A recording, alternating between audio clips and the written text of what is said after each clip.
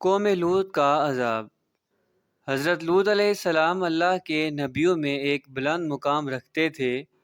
وہ حضرت ابراہیم علیہ السلام کے برادر زادہ تھے، یعنی انبیاء علیہ السلام کے خانوادے سے آپ کا تعلق بہت پرانا تھا۔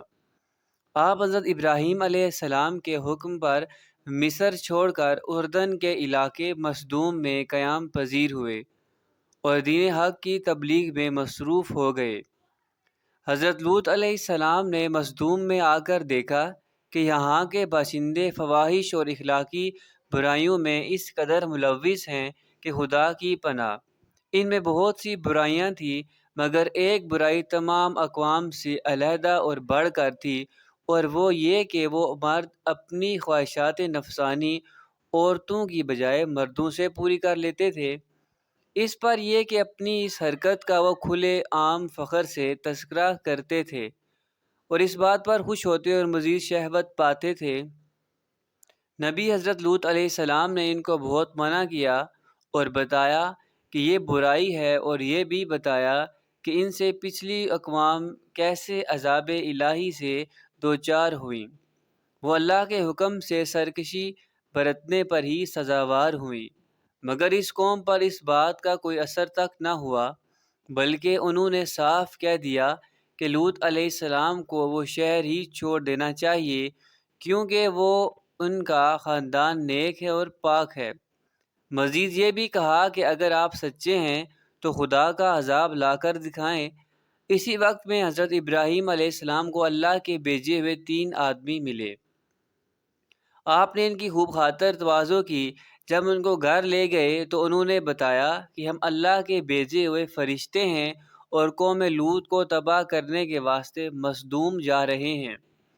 جب وہ مصدوم پہنچے تو حضرت لوط علیہ السلام کے پاس گئے۔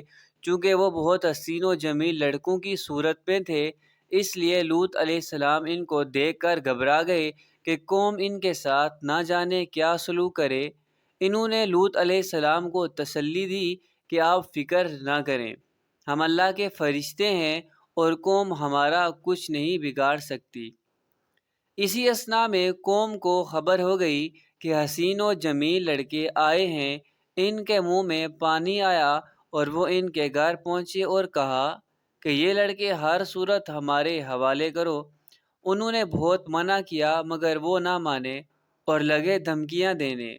آخر کار ان کی ہٹ درمی کی وجہ سے عذاب آ پہنچا۔